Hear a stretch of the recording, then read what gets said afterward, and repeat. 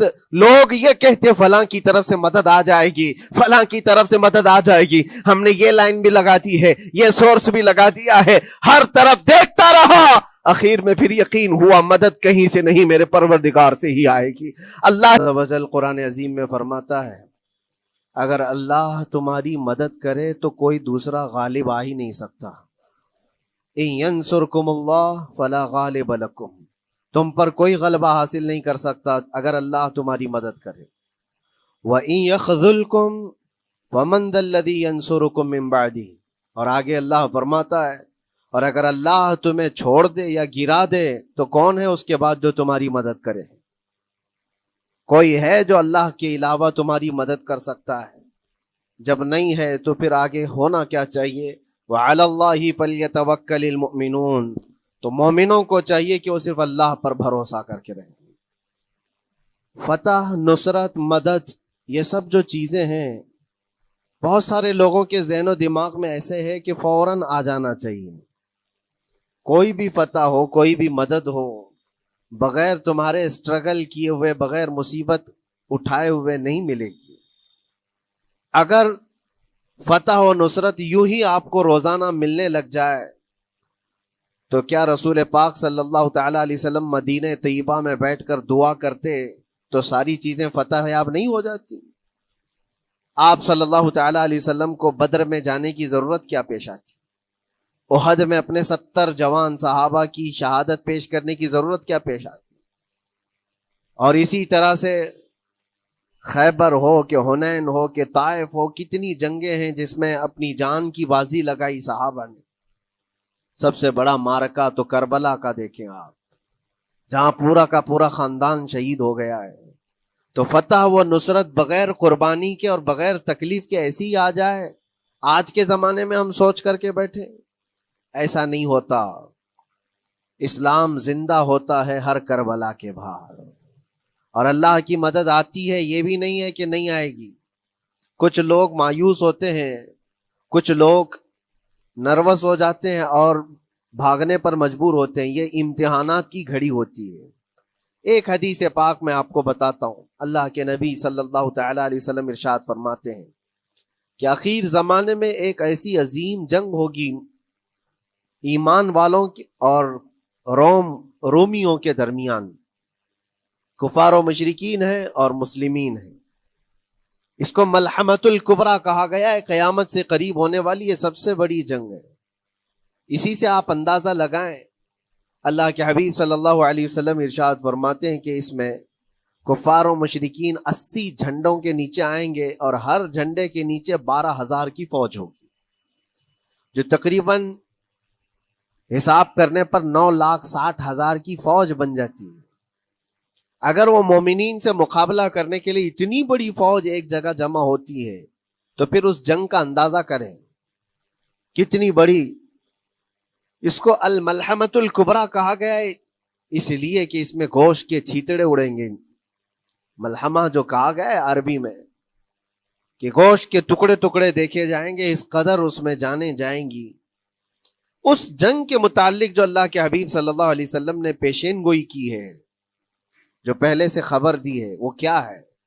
فرمایا کہ پہلا دن جب ہوگا مقابلہ کا تو اس میں مسلمانوں کی جماعت میں تعداد کتنی ہوگی یہ تو نہیں بتایا گیا، کفار و مشرکین کے تو بتایا کہ 80 جھنڈوں کے نیچے آئیں گے، لیکن مسلمان اور مومنین جو لڑ رہے ہیں ان کی تعداد کا کوئی علم نہیں ہے ہمیں، لیکن یہ پتا ہے کہ ان میں سے 1/3 ایک پوری جماعت کا 1/3 حصہ میدان چھوڑ کر بھاگ جائے گا۔ جنگ میں سے وہ میدان چھوڑ کر بھاگ جائیں گے جب اتنی شدت کی چیز ہو رہی ہو، مصیبت آ گئی ہے، تکلیف آ گئی ہے، 1/3 میدان چھوڑ کر بھاگ جائیں گے۔ اور ان پر کیا فرمایا حضور پاک صلی اللہ علیہ وسلم؟ فرماتے ہیں وہ دنیا کے روئے زمین کے بدترین لوگ ہوں گے، ان کی توبہ بھی قبول نہیں ہوگی، وہ سب سے بدترین لوگ ہوں گے، پیٹ دکھا کر جو نکل چکے ہیں۔ دوسرا مرحلہ آئے گا، دوسرا پڑاؤ، ایک بہت سخت اسٹرگل کرنے والا میدان ہے، مصیبت اٹھا رہے ہیں، مشقت اٹھا رہے ہیں۔ دوسرا دن ایسا ہوگا کہ مومنین کی جماعت کا 1/3 1/3 حصہ شہید ہو جائیں، قتل ہو جائیں گے۔ سوچو یہ بہت بڑی بات ہے۔ یہ دونوں چیزوں پر میں آج آپ سے گفتگو کرنا چاہتا ہوں۔ 1/3 حصہ میدان چھوڑ کر بھاگ جا رہا ہے اور 1/3 حصہ قتل ہو گیا، شہید ہو گئے۔ بچے کتنے ہیں؟ 1/3۔ لاسٹ میں 1/3 حصہ بچا ہے، یعنی ایک میں اگر 3 پارٹ کریں تو 2 پارٹ تو ختم ہو گئے، 1 پارٹ بچا ہے۔ اور اللہ کے نبی صلی اللہ علیہ وسلم فرماتے ہیں اللہ رب العزت اس آخری 1/3 حصے کو فتح مبین عطا فرمائے گا۔ فتح تو ہے ان کی، فتح ہوگی ان کی، لیکن جو حصہ بچا ہوگا وہ اخیر کا 1/3 حصہ ہوگا۔ اب اس پر مجھے عرض یہ کرنا ہے، مومنوں کو اگر فتح دیکھنا ہے، اللہ کی نصرت اور مدد دیکھنی ہے، تو یہ 2 چیزیں تو برداشت کرنی پڑیں گی۔ کون سی؟ پہلی چیز اپنوں کا چھوڑ کر بھاگ جانا، اور دوسرا اپنوں کا اپنے سامنے مر جانا۔ یہ دونوں چیزیں ہمیں دیکھنا پڑے گا۔ بہت سارے ایسے ہوں گے جو چھوڑ کر جا چکے ہوں گے، دامن چھڑا رہے ہوں گے، بھاگ چکے ہوں گے، اور کچھ وہ ہوں گے جو لڑتے لڑتے اپنی جان دے چکے ہوں گے۔ یہ دونوں بھی بہت سخت مسئلے ہیں میرے عزیزوں، انسان کو یہ پگھلا دیتی ہیں چیزیں۔ اگر آپ کو ایسا لگے کہ میرے اپنے جاننے والے لوگوں میں سے کچھ لوگ مجھے چھوڑ کر بھاگ جا رہے ہیں، تو یہی انسان ٹوٹ جاتا ہے، اس کے دل کی کیفیت بدلنے لگ جاتی ہے، وہ پھر مایوسی کا شکار ہونے لگتا ہے۔ میری جماعت میں 100 لوگ تھے، 90 تو بھاگ رہے ہیں، 10 کیا کریں گے؟ اس کا اندر سے جو عزم تھا، حوصلہ تھا، وہ ڈاواں ڈول ہونے لگ جاتا ہے۔ اپنوں کا چھوڑنا یہ بہت بڑی آزمائش ہوتی ہے، وہ کسی بھی میدان میں آپ دیکھ لیں، کسی بھی میدان میں اپنے لوگ اگر چھوڑ دیتے ہیں تو یہ اس کے لیے آزمائش ہے بہت بڑی۔ اور دوسری آزمائش تو یہ ہے، بچے آدھے تھے، اس میں سے تو آدھے انتقال کر گئے۔ کبھی میرا عزیز دوست، کبھی میرا عزیز مشورہ دینے والا مشیر، کبھی بہت زیادہ مجھے سپورٹ کرنے والا، ایسے لوگ جب انتقال کرنے لگ جائیں تب پھر آدمی پھر ٹوٹ جاتا ہے۔ کچھ تو بھاگ گئے اور کچھ تو قتل ہو گئے، میں کیا کروں گا؟ میرے عزیزوں، جو اخیر میں بچنے والے لوگ جو ہوتے ہیں نا، وہ معمولی نہیں ہیں، وہ اللہ کی ذات پر سب سے زیادہ توکل کرنے والے لوگ ہیں۔ ان کو کوئی چیز ہٹا نہیں سکتی، اپنوں کی بے وفائی بھی ان کے قدموں میں لرزہ نہیں لاتی، اور اپنوں کا انتقال ہو جانا بھی ان کے حوصلوں کو نہیں توڑتا۔ تبھی جا کر کے اللہ تعالیٰ انہیں فتح مبین عطا فرماتا ہے۔ اور یہ چیز ملحمت الکبریٰ میں دیکھی جانے والی تھی، دیکھی جانے والی تھی، جو قیامت کے قریب ہونے والی جنگ ہے۔ لیکن میرے عزیزوں، آج ہم نے اپنی آنکھوں سے یہ مشاہدہ کیا ہے غزہ کی سرزمین پر، فلسطین میں 15 مہینے کے بعد آج صہیونی حکومتیں اور یہودی غاصب حکومتیں صلح کرنے پر اور ایگریمنٹ کرنے پر مجبور ہو گئی۔ دنیا ان کے منہ پر تھوک رہی ہے، تم 50,000 سے زیادہ لوگوں کو قتل کر کے صرف 200 لوگوں کو چھڑانے کے لیے آج بھی فتح کا جشن منا نہیں پا رہے ہو، بلکہ پھر جھک کر کے ان کے ساتھ معاہدہ ایگریمنٹ کرنے پر مجبور ہو۔ یہ فتح ان بچوں کی نہیں ہے تو اور کیا ہے، ان مظلوموں کی نہیں ہے تو اور کیا ہے، جن کے پاس کھانے کو روٹی نہیں ہے اور پہننے کو کپڑے تک نہیں رہ گئے، ان کے علاج معالجے کے لیے دوائیاں نہیں رہ گئی، لیکن عزم اور حوصلہ ایسا ہے کہ اللہ ابھی ہمارے ساتھ۔ میرے عزیزوں، ان کے توکل اور ان کے عزم کے متعلق یہ صرف اور صرف اخبار کی باتیں نہیں ہیں، سوشل میڈیا کی باتیں نہیں ہیں۔ مخبر صادق رسول کریم صلی اللہ علیہ وسلم نے 1400 سال پہلے ہی بشارت دی تھی۔ اللہ کے نبی صلی اللہ علیہ وسلم فرماتے ہیں کہ دمشق کے ابواب یا پھر بیت المقدس کے آس پاس رہنے والوں میں ایک جماعت ہمیشہ قیامت تک ایسی رہے گی جو حق کے لیے لڑتی رہے گی۔ حضور پاک صلی اللہ علیہ وسلم فرماتے ہیں حق کے لیے وہ لڑتی رہے گی، قیامت تک ایک جماعت ہوگی۔ اور ان کی فضیلت میں میرے آقا فرماتے ہیں کہ ان لا یضرهم خذلان من خذلهم، ان کو دھوکہ دینے والوں کا دھوکہ ان پر کچھ اثر نہیں کرے گا، یا پھر ان کو چھوڑ دینے والے یا ان کی بات نہیں کرنے والے، یہ سب چیزیں ان کو کچھ بھی ضرر نہیں پہنچائیں گی۔ میں اس سے قبل اسی مسجد میں آپ کے پاس اس حدیث کو دہرا چکا ہوں، بیان کر چکا ہوں۔ اللہ کے نبی صلی اللہ علیہ وسلم فرماتے ہیں ان کو کوئی چیز نقصان نہیں پہنچائے گی، دھوکہ دینے والوں کی دھوکہ دڑی ان کا کچھ نقصان نہیں پہنچائے گی۔ آپ ہو سکتا ہے سوال کریں، عمارتیں ٹوٹ کر راکھ میں بدل گئی، ہزاروں بچے قبروں میں سو گئے، کتنی عورتیں بیوہ ہو گئیں، کتنوں کے گھر اجاڑے گئے، کتنوں کے ہاتھ پیر توڑے گئے ہیں، بمباری میں وہاں پر کون صحیح سلامت رہا؟ 2 لاکھ کے قریب لوگ متاثر ہوئے، اور مولانا آپ کہتے ہیں حضور نے فرمایا حدیث میں ان کو کچھ نقصان نہیں ہوگا۔ یہ نقصان نہیں ہے تو اور کیا ہے؟ ہو سکتا ہے آپ کے ذہن میں یہ سوال گردش کر رہا ہو، آپ بار بار یہ سوچ رہے ہوں گے اللہ کے نبی نے فرمایا ان کو کوئی چیز نقصان نہیں دے گی، دھوکہ دینے والوں کی دھوکہ دڑی سے ان کا کچھ بگڑے گا نہیں۔ اتنا تو بگڑ چکا، پورا راکھ میں بدل گئے، علاج کرانے کے لیے دوائی تک نہیں ہے، تو پھر کیا؟ اللہ کے نبی نے کیا فرمایا کہ ان کو نقصان نہیں پہنچے گا، ان کو ضرر نہیں ہوگا۔ پھر یہ ساری تکلیفیں اور یہ ضرر کیا ہے؟ میں بتاتا ہوں میرے عزیزو، جسم کا نقصان، جان کا نقصان، مال کا نقصان، جائیداد کا نقصان، یہ اللہ کے نبی نے نہیں فرمایا۔ یہ نقصانات مومن کے لیے کوئی معنی نہیں رکھتے، اگر ایمان سلامت ہے تو پوری کائنات سلامت ہے، اور یہ اللہ تبارک و تعالیٰ نے آج تک ان کے ساتھ رکھا ہے، ان کا ایمان محفوظ ہے، ایمان موجود ہے، جس کی وجہ سے یہ سارے نقصانات کچھ معنی نہیں رکھتے۔ اس لیے کہ یہ تکلیفیں، یہ جو ساری مصیبتیں آئی ہیں، اس پر تو اللہ تعالیٰ نے اجر عظیم کا وعدہ فرمایا ہے، اجر عظیم کا وعدہ فرمایا ہے۔ ہاں اگر ایمان ہی چلا جاتا تو پھر کون سی جنت ملتی، کون سی خوشبو جنت پاتے؟ کچھ نہیں ہوتا۔ ایمان سلامت ہے، جس کی وجہ سے انہیں دنیا میں بھی اللہ سرخروئی عطا فرمائے گا۔ ایک بھی جگہ سے کہیں ان نہتے مسلمانوں کو جو غریب مظلوم ہیں اور ٹوٹے پوٹے ہاتھوں اور ٹکڑے پہنے ہوئے بچے ہیں، ان کو کوئی یہ نہیں کہتا کہ یہ ظالموں کے لوگ ہیں، بلکہ ہر کوئی یہ کہتا ہے ایک ظالم کے خلاف جس کے پاس دنیا کے سارے آئٹم پاور ہیں، لیکن یہ نہتے بچے کھڑے ہیں، دعائیں بھی ان کے ساتھ ہیں اور رحمت الہی بھی ان کے ساتھ ہے۔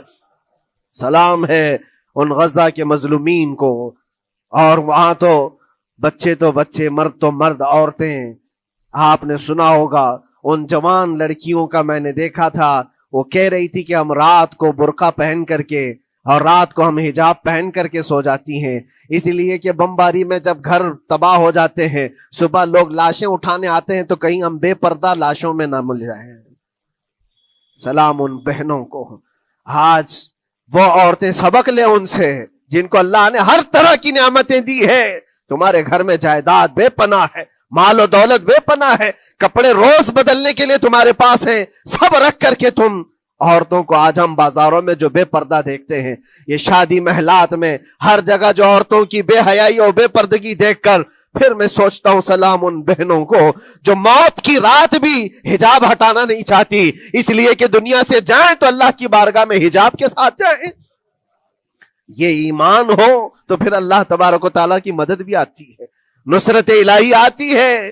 مجھے بتاؤ میرے عزیزو، 50,000 کا خون کر دینے والا وہ ظالم اور غاصب اسرائیل، وہ اپنے 200 قیدیوں کو چھوڑا کیوں نہیں سکا؟ وہ حاصل کیوں نہیں کر سکا 200 لوگوں کو؟ بلکہ ان میں سے 5 لوگوں کو کیوں نہیں حاصل کر سکا؟ 50,000 کو قتل کر ڈالا، اور وہ بھی سیویلینز کو، شہریوں کو، جن سے تمہارا مقابلہ ہے، ان کی موت کی تو کوئی خبر ہی نہیں آتی۔ جو تم سے برسر پیکار ہیں، جو لڑ رہے ہیں، ان کے موت کی خبر نہیں آتی۔ بچوں کی موت، عورتوں کی موت، ہاسپٹل میں موت، یہ سارا جو ناچ دیکھا گیا ہے 15 مہینے سے ہم دیکھتے آئے۔ لیکن افسوس اس بات کا ہے میرے عزیزو، اللہ کا عذاب ان ظالم بادشاہوں پر بھی آئے گا جو ان کی موتوں پر دیکھ کر تماشے کر رہے ہیں۔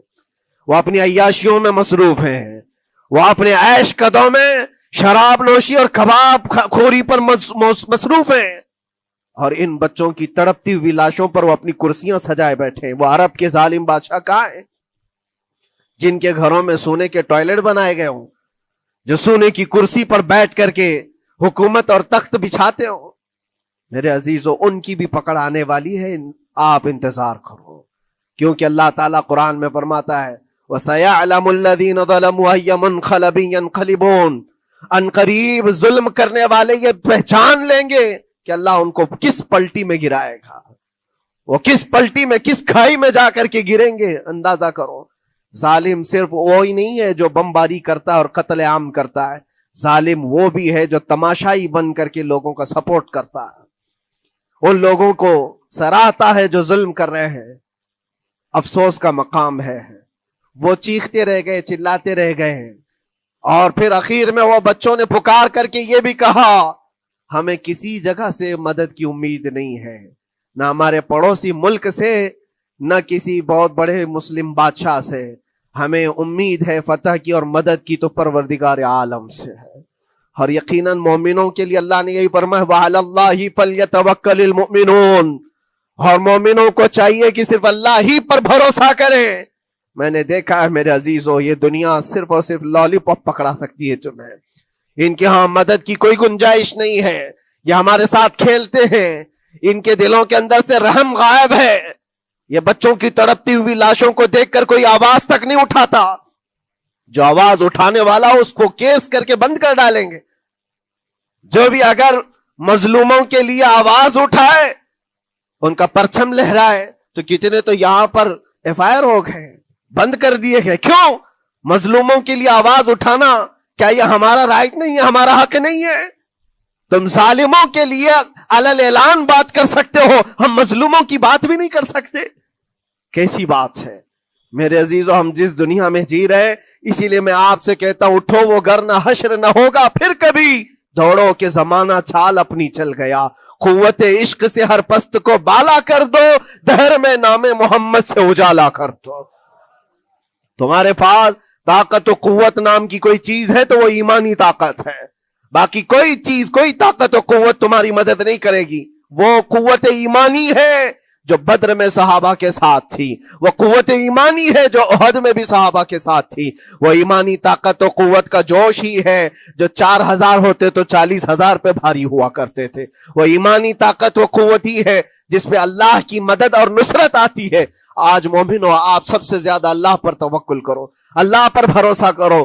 میں نے دیکھا ہے میرے اپنے معاملات میں 8 مہینے تک میں اسٹرگل کرتا رہا, پل پل دیکھتا رہا, اور ایسی زمین پر مجھے لٹایا جاتا جہاں فرشی بھی نہیں ہے, پتھروں کی زمین پر لیٹ لیٹ کر کے ہماری کمر ٹوٹنے پر آتی. اس وقت لوگ یہ کہتے فلاں کی طرف سے مدد آ جائے گی, فلاں کی طرف سے مدد آ جائے گی. ہم نے یہ لائن بھی لگا دی ہے, یہ سورس بھی لگا دیا ہے, ہر طرف دیکھتا رہا. اخیر میں پھر یقین ہوا مدد کہیں سے نہیں, میرے پروردگار سے ہی آئے گی.